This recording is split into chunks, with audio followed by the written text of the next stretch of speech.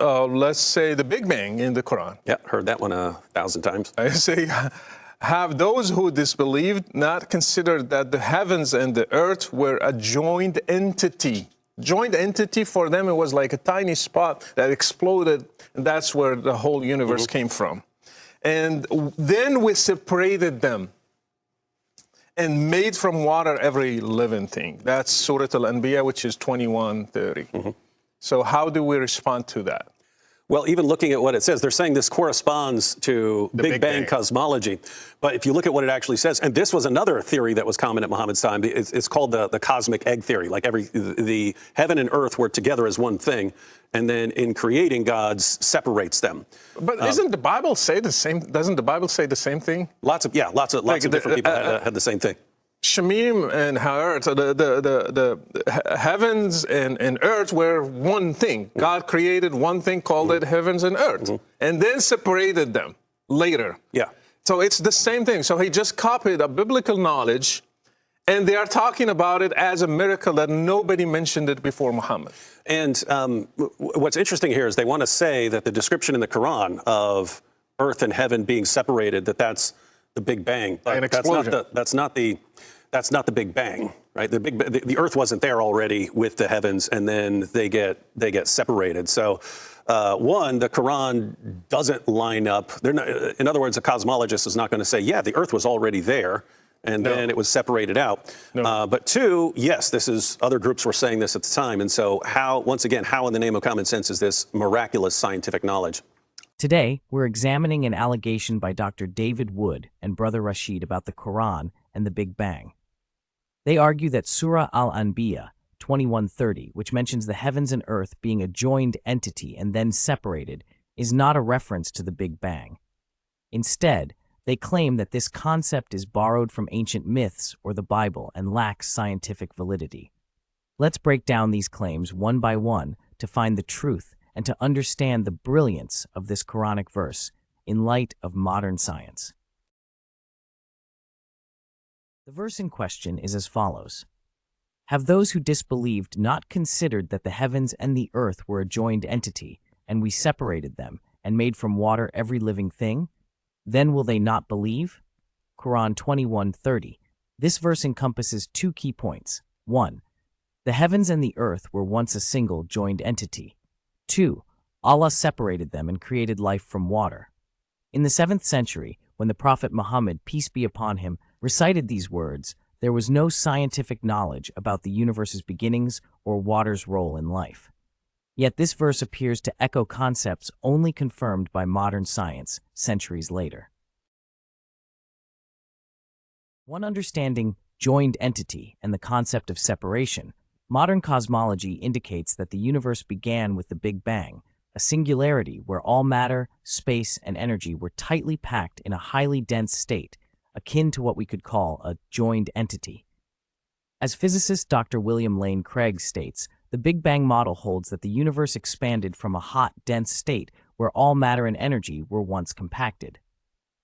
The Quran's joined entity accurately parallels this cosmological state. 2. The process of expansion, or separation, according to the Big Bang theory, the universe rapidly expanded and continued to allo-evolve. The phrase, "we separated them," aligns remarkably well with this expansion. As cosmologist Stephen Hawking noted, the Big Bang singularity marked a before and after for our universe, with everything originating from a single, condensed form.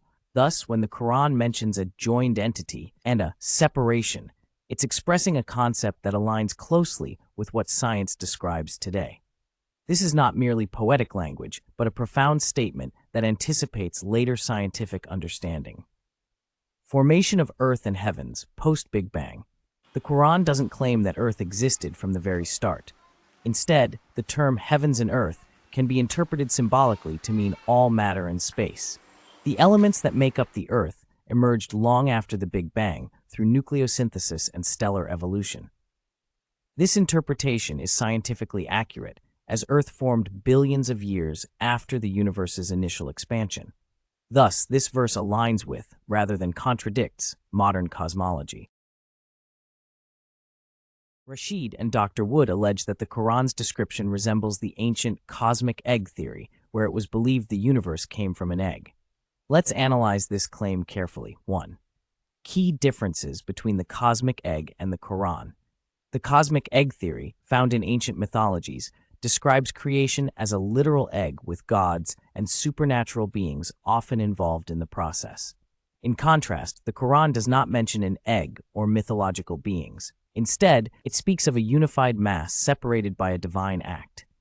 The Quranic language is far more scientific and free of mythological elements, presenting creation as a process directed by the one God without anthropomorphic depictions. 2. Historical evidence for the influence of the cosmic egg theory. The cosmic egg theory was largely isolated to specific regions and wasn't widely known or respected in Arabia. Arabia, at the time, was mostly uninfluenced by cosmological myths from Greece, Egypt, or India. Thus, there's no historical evidence that Prophet Muhammad, peace be upon him, who was unlettered, could have adopted such myths. 3. Distinctive language and content in the Quran. The Quran's description of creation as a joint entity that is then separated aligns more with a modern scientific description of the universe's origins rather than any ancient cosmological myth. This shows that the Quran's language is unique and contains insights that are far removed from the myths available in Prophet Muhammad's time. Dr. Wood and Rachid suggest that these ideas existed in the Bible or other ancient texts. Here's why this claim lacks foundation. 1. Clear differences in language and detail. The Bible opens with a more general description, stating, "In the beginning, God created the heavens and the earth." It does not mention a singular, joined entity or any process of separation. The Quran, on the other hand, specifically references a unified form that was separated, which has a much closer resemblance to scientific ideas about the Big Bang than the Bible. The absence of a scientific framework in ancient texts. Unlike the Bible, which uses simple descriptions, the Quran provides a specific framework that aligns with a scientific understanding of cosmic stages. No other ancient text describes the heavens and the earth as a single entity that was separated in the way the Quran does, marking a unique insight that remains unmatched. Another part of the verse in Surah Al-Anbiya 21:30 states, "We made from water every living thing." 1. Modern biology confirms the role of water in life. Science reveals that all known life forms require water. From cellular functions to biochemical reactions, water is essential for survival. Biologists today confirm that water is fundamental to life, a fact unknown in the 7th century. Scientific testimonies supporting water's role in life. Dr. Michael Denton, a prominent biochemist, noted that without water, life on Earth would not be possible. Dr. Francis Collins, who led the Human Genome Project, affirmed that life as we know it is intrinsically connected to water. The Quran's mention of water as a key ingredient for life highlights knowledge unknown at the time, once again demonstrating its alignment with scientific truths. No precedence of water's role in life in ancient texts. Greek philosophers did not make any meaningful link between water and all forms of life, nor did biblical or mythological texts. The Quran stands alone in giving such prominence to water's role, reflecting knowledge that is ahead of its time. In summary, the Quran's verse on creation stands out for its unique detail and accuracy. 1. A unique and insightful description.